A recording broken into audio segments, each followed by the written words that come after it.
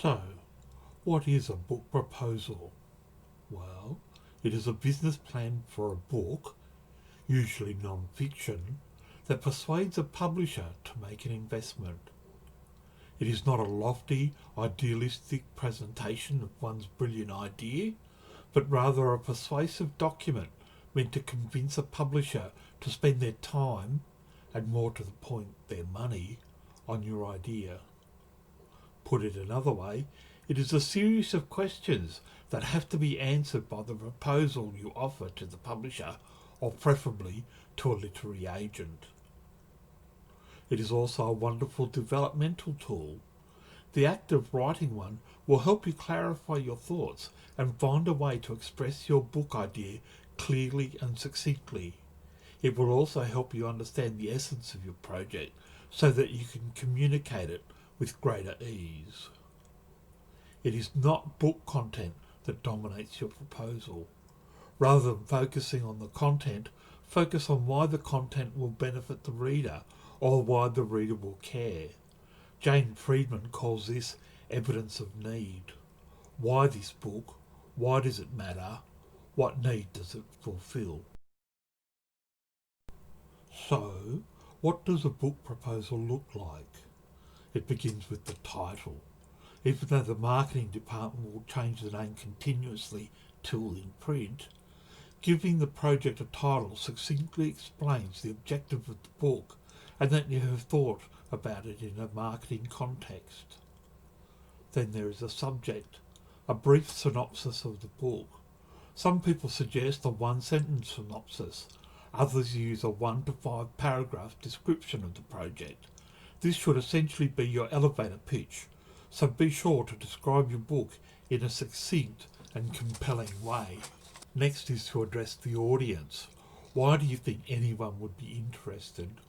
The goal is to demonstrate that your book is filling a gap in a viable market.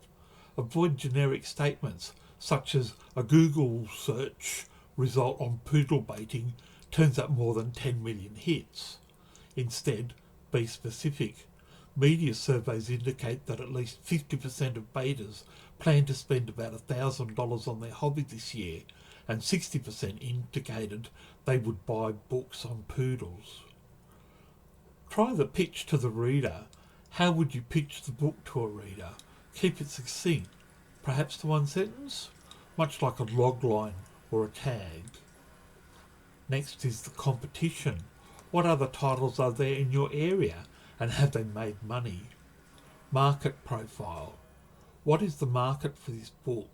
Establish that this particular book does not already exist, but similar books do. Use this section to analyse competing book titles and why yours is different or needed. Jane Friedman suggests that the analysis typically includes 5 to 10 titles. The angle asks, how does your book differ from everything else that's out there? What is its unique selling point? You need to convince the publisher that the particular angle you bring is original, necessary, and compelling. Authority. What qualifies you to write on this topic?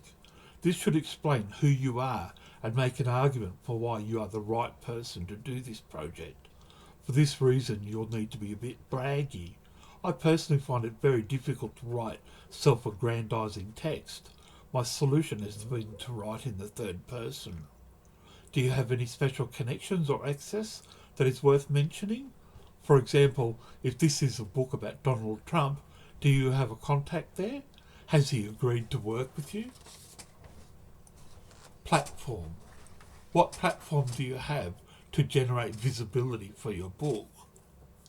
In all my research, the common factor amongst them all was to establish an online platform for your work. Answers might include large followings on social media, a regular broadcast presence, a position as columnist on a major national newspaper, or a blogger of some repute. Joanna Ebenstein suggests that a sizable platform and expertise is typically required to successfully sell a non-fiction book to a major publisher, especially for competitive categories such as health, self-help, or parenting. Example of your writing. Including at least an introduction, if not a chapter or two, is often required to illustrate the quality of your writing. Your business case may be more than the writing itself. Jaden Friedman finds that, for many non-fiction books, the artfulness of the writing doesn't matter as much as the marketability of the book or the author. So, to learn how to bait a poodle, readers don't want a lyricist, they need a clear communicator who can deliver their ideas and methods in a way that will help readers achieve their goals. Finally, include a timeline of the project. The timeline reveals a discipline and commitment to realistic goals for the publisher.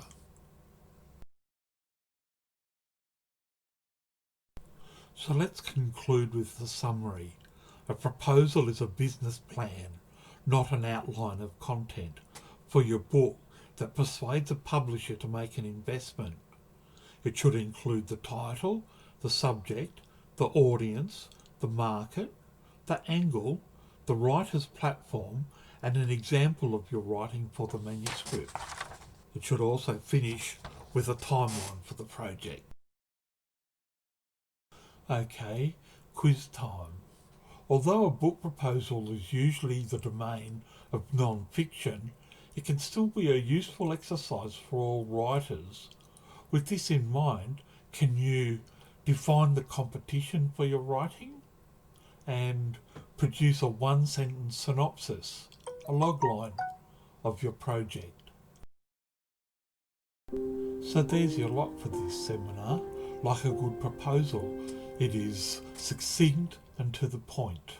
I hope it has clarified some of the issues surrounding what is included in a book proposal and helps you to create a successful submission.